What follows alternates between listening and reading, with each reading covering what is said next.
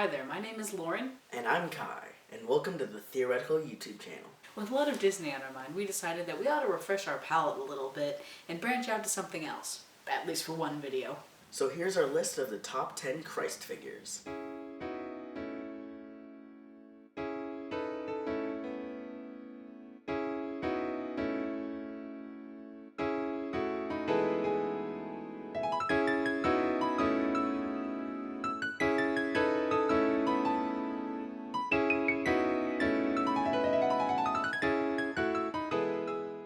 A Christ figure is defined as an allegory of, well, Jesus Christ, in media such as books and movies.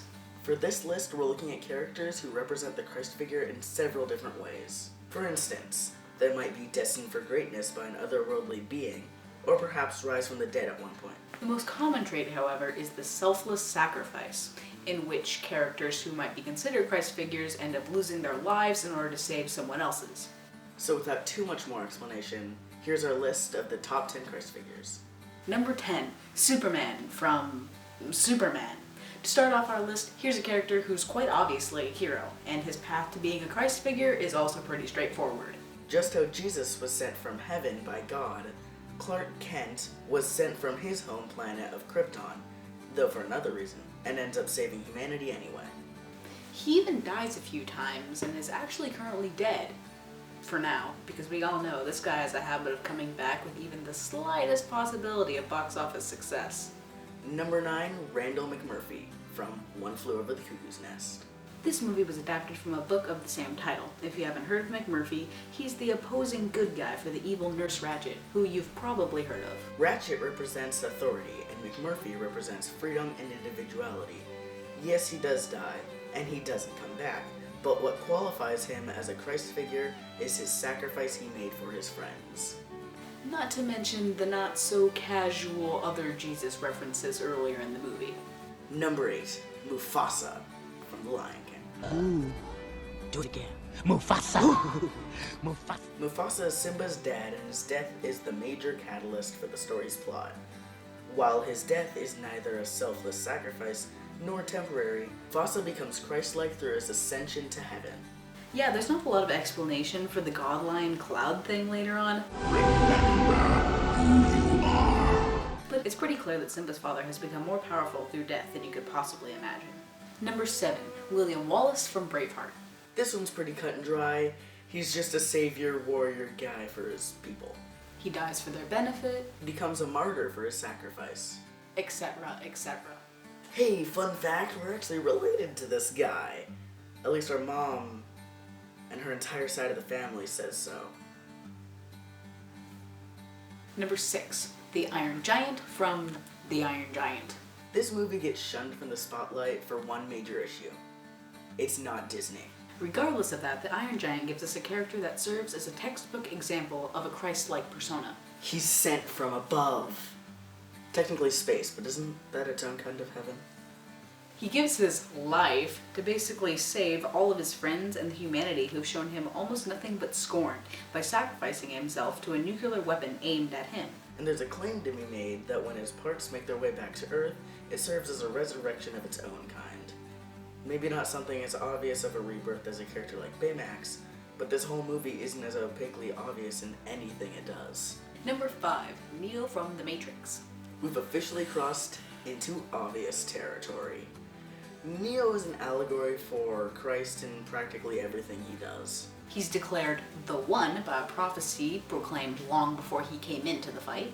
Possesses unique capabilities that seem to defy the rationale of his world. Dies for the salvation of the general public. And he comes back to life in the end of the first movie. Number 4, Simon from Lord of the Flies. Each of the characters from this book represents an aspect of humanity. Jack represents our primal instincts and potential for corruption. Ralph represents authority and immaturity. At the same time, Piggy represents the outcasts and gives an adult perspective to the group. everyone else serves as the mindless herd, which signifies the mob mentality that we all possess in group scenarios. Simon represents purity and innocence, and for his inherent goodness, he gets killed. A forced commentary on the balance of good and evil in the story.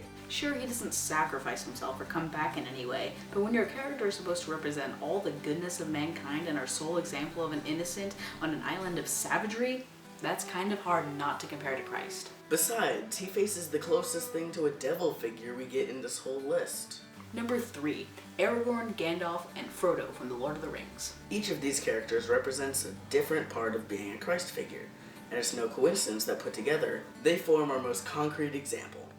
Frodo is the character with the heaviest burden in the whole franchise. His sole task of carrying the ring through the whole journey is eerily similar to Jesus supposedly being burdened with all the sins of mankind on his shoulders. Aragorn is the leader in the Fellowship. Jesus was sent not only to die, but also to lead us corrupt people into salvation. And it's important to note that while the Christ was divine, he was also fully human. If Aragorn is human, then Gandalf is divine. His battle with Balrog is the struggle between good and evil, and when he is revealed to have lived through the fight, he comes back as a white wizard. That's as close to a resurrection these stories are going to give us. Number 2, Aslan from Narnia. There's no question with this one. Narnia is a religious allegory. When Aslan sacrifices himself for Edmund's sin, referencing Adam and Eve, he becomes a Christ figure in almost a literal sense. He also faces the public shame before his death, that most characters usually skip in their adaptations.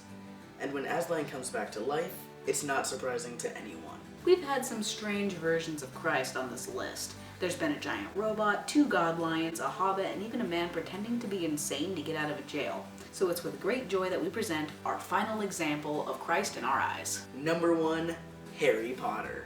Harry Potter is by far one of the most obvious examples of a character who sacrifices themselves to save their friends. The boy wizard even comes back to life in the end, fulfilling the resurrection requirement. He's the object of a prophecy. He faces evil in the form of Voldemort. He's a wizard with extraordinary power. And come on, you knew this was coming all along, didn't you? So what do you think of our list? In the highly controversial world we live in today, it's comforting to know that some of our greatest heroes are willing to stand shoulder to shoulder with a role model that some of us have looked up to for thousands of years. If you liked this video, please subscribe to our channel for more cool lists and videos like this one. We're glad you enjoyed it. And we look forward to exploring them with you. See you next time.